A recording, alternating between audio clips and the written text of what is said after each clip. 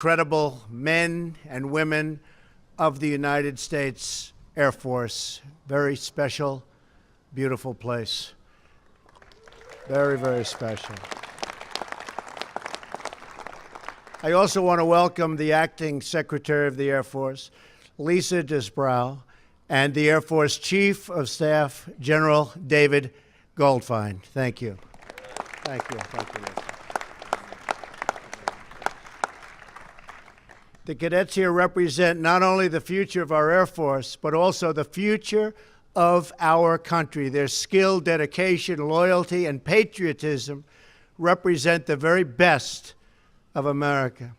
Thanks especially to the Air Force Academy Superintendent, Lieutenant General Michelle Johnson, and for your outstanding stewardship. You have been truly outstanding, Michelle, and we appreciate it so much. Thank you.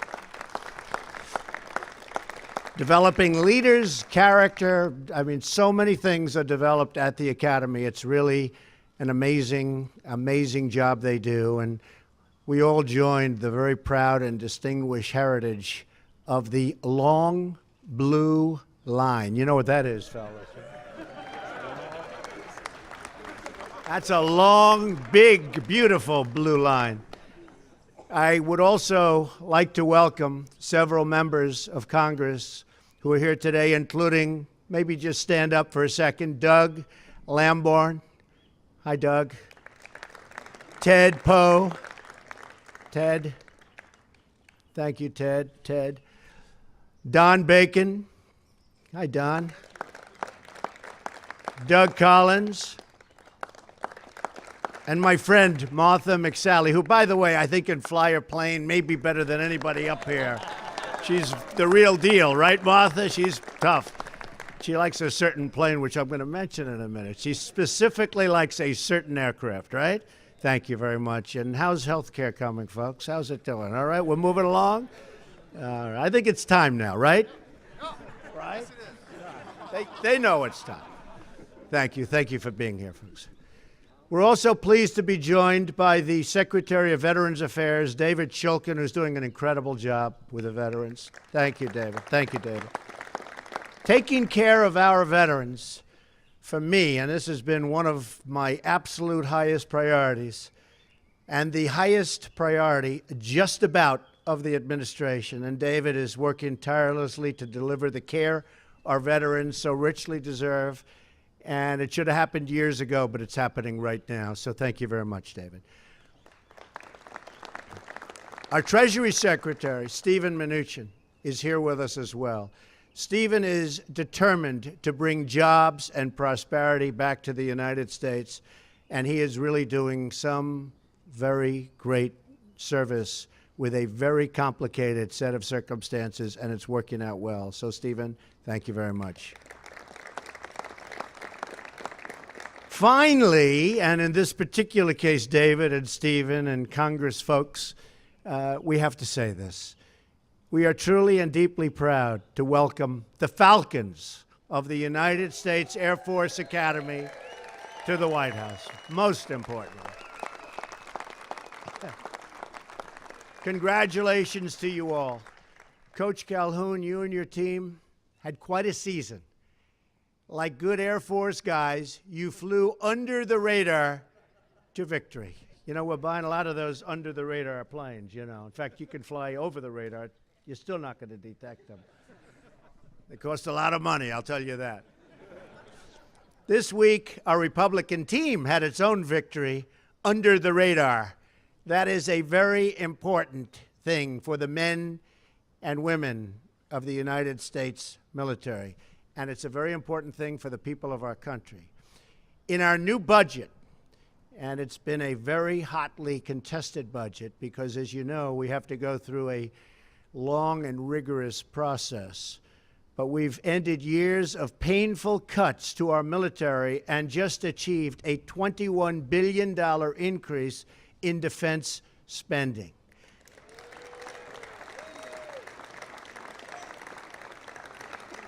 And we didn't do any touting like the Democrats did, by the way.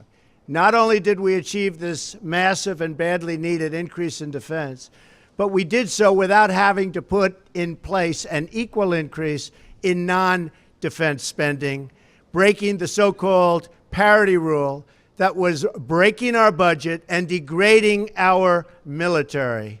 And that's not happening anymore. That I can tell you with surety. So you're going to have the money we need and the equipment we need. There will never be a time, I will tell you this, when we will be spending more money. We are doing the necessary funding. We're going to have the finest equipment of all types, whether it's airplanes or ships or equipment in general, that we've ever had in the history of our country. We are taking care of our military, and we're not going to go back to what we were doing for the last long period of time. Our military is going to be taken care of. That I promise you. Thank you. Thank you, folks. With this major investment in America's national defense, a core campaign promise of mine, we are at last reversing years of military cuts and showing our determination and resolve to the entire world. And believe me, the entire world is watching. And we have resolve like never, ever before. These long-awaited increases will make America more safe and more secure, and give our amazing service members the tools, equipment, training, and resources they need and they very much deserve. To top that, we achieved the single largest increase in border security funding in 10 years. So we have more money now for the border than we've gotten in 10 years. The Democrats didn't tell you that. They forgot. In their notes, they forgot to tell you that. With enough money to make a down payment on the border wall. I think they'll go back and check their papers. This includes swiftly replacing ineffective and failing fencing and walls with an unbreakable barrier. So we're putting up a lot of new walls in certain areas. We're putting up a tremendous amount of money to fix the existing structures that we have, some of which we can keep into the future. They're in good shape, but we have to bring them back to the highest level. We'll be doing that with this payment. And make no mistake, we are beginning to build the wall, and we will keep out the gang members, criminals, drug and human traffickers that threaten our citizens and that threaten our security. Any member of Congress who opposes our plans on border security, and I know these folks didn't, is only empowering these deadly and dangerous threats, and we will not put up with it, and the public won't put up with it. This bill also includes important health care resources for our great coal miners who have not been treated well, but now they're being treated very well, and continues to make funding available so inner-city children here, right in the nation's capital, can go to the school of their choice. Choice is so important. After years of partisan bickering and gridlock, this bill is a clear win for the American people. We brought lawmakers together from both sides of the aisle to deliver a budget that funds the rebuilding of the United States military, makes historic investments in border security, and provides health care for our miners and school choice for our disadvantaged children. Very importantly, there is no long-term bailout for the insurance companies that the Democrats desperately wanted to subsidize, donors, the badly failing Obamacare. Do you know what a donor is, fellas? You'll learn when you get a little older. You'll learn about donors. I used to be a donor. Used to get everything I wanted. This is what winning looks like. Something that you folks really know a lot about. What a record. The Falcons had 10 wins and only 3 losses, a tremendous achievement, and they played tough, tough teams. And they played some teams that were slightly larger, right, Coach? Oh, yeah. Slightly. Coach is saying, boy, they're big, but you'd beat them, right? We did. You'd beat them. He knows how to win. Just spoke to Bob Kraft of the New England Patriots, right? And he gave you a little pep talk. Yes, sir. And he's a big fan, too. But we know one thing. As good as this coach is, even he says he's not replacing Belichick. Is that right? But someplace else. You're going to stay where you are. You better stay right where you are, Coach. Right? Don't let it sign him.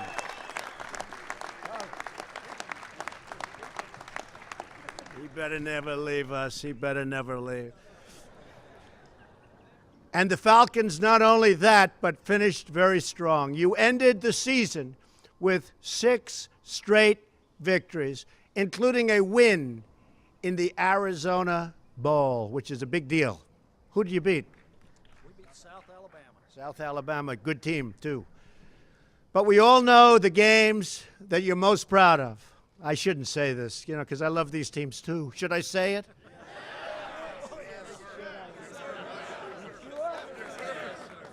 I thought they were great Americans, Coach. All right, the games they were most. They beat Navy, good team. Do I have to give the score? Yes. Beat Navy 28-14. And you beat West Point 31-12.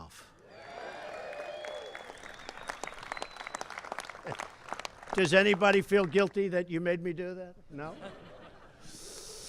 It's a great privilege for me, for the first time, to present you the Commander-in-Chief's Trophy, my first time. Established in 1972, the Commander-in-Chief's Trophy has been claimed by the Air Force Academy. This is pretty hard to understand. You did go under the radar, Coach. I mean, it's really an amazing thing. A record, listen to this, 20 times. You have the record. More than any other of the service academies. Pretty amazing. As the United States Air Force celebrates its 70th birthday this year, this trophy will serve as a point of pride for the Academy's cadets, graduates, and all of the members, past and present, of the United States Air Force that we love.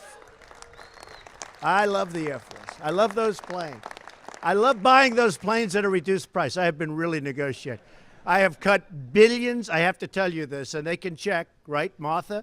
I have cut billions and billions of dollars off plane contracts sitting here. Do they give me credit? No, but that's okay.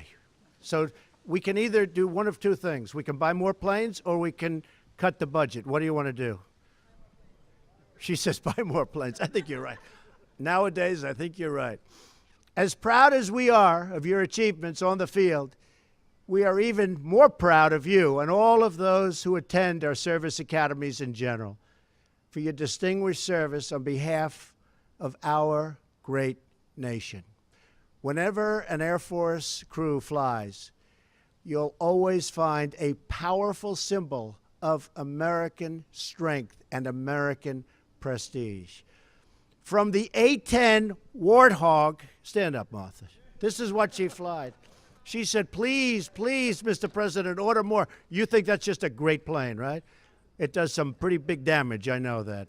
Okay, and we're working on that, okay? She loves that plane. To the F-16 Viper, not as good, not as good. To the B-2 Spirit, a little different, but still, no. It's pretty good, though. Our proud aircraft and airmen fill our friends, and you wouldn't believe it, with the level of confidence, and they really, truly strike fear into the hearts of our enemies. And I tell you, we have so many of those planes coming in. We have planes coming in from all different corners and all different sizes and speeds and with different capabilities. You're going to be very proud of what we're doing with the Air Force. And wherever, thank you. Thank you. And wherever our space and cyber airmen operate world-class systems for modern warfare, the full might of America will be on display for all to see.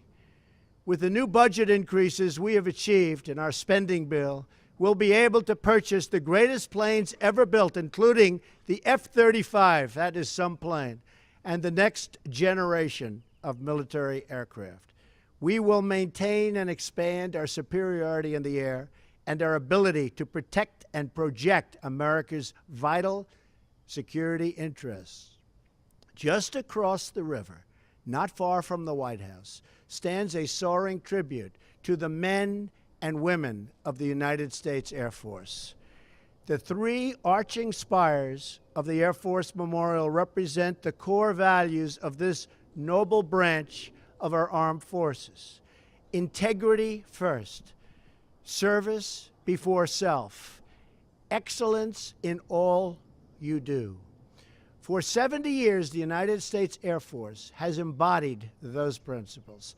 I know each of you will uphold these standards with devotion and dignity throughout your military career. And I know that each of you will continue to make your country proud. They're great people.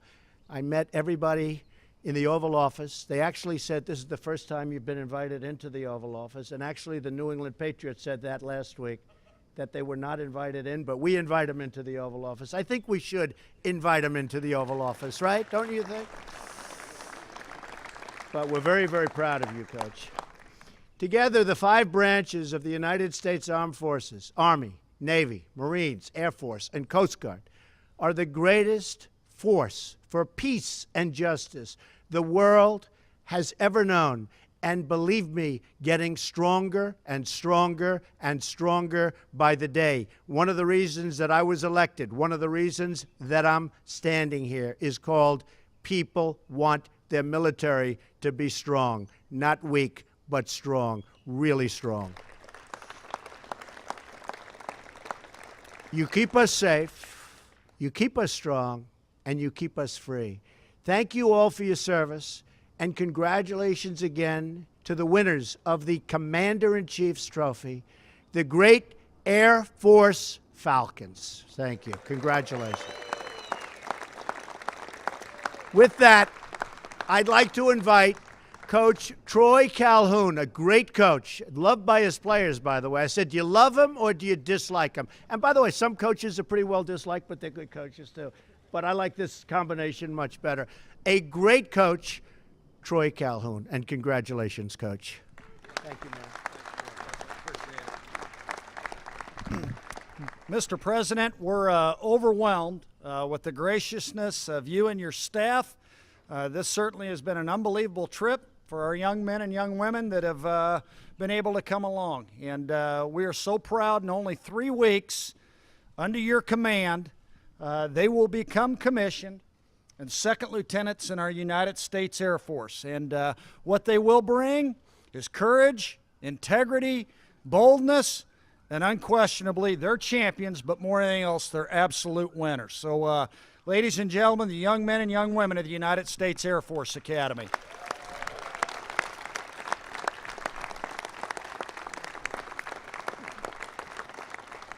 Hey, at this time, we have a couple of mementos we'd like to leave for the President. I will say this, our Commander-in-Chief, you look at our roster, we never have anybody that's ever worn jersey number 1 here in the last 9 years. Yeah, I think we got a new tenant holder to that spot. So, sir, I'm going to invite up Weston Steelhammer and Jacoby Owens, 2 of our captains, to present a little gift to you.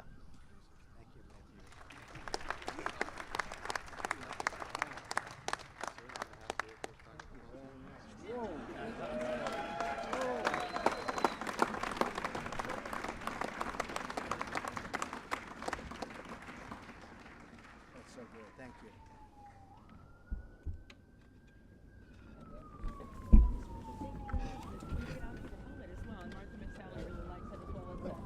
Martha, come on up here. Come on. It's a tiger How shark about our helmet. members of Congress? Come on up. It's a tiger shark helmet that commemorates from World War II flying tigers, and now A-10s wear this paint scheme as well. So you probably had an eye on one of those. Yeah, they wore the World game in Tucson. Good to see you, Commander-in-Chief. I love the coloring on there. President, I think you need the chief staff of the Air Force up there, too. Yeah, you do. Oh, let's go. Come on, get up here. Come on, sir. Go.